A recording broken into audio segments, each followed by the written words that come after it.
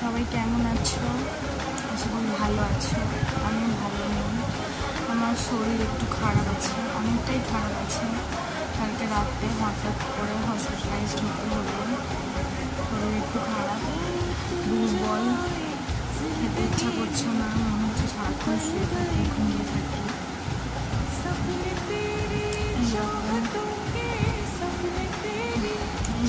আস্তে আস্তে সব জানাবো, কিছু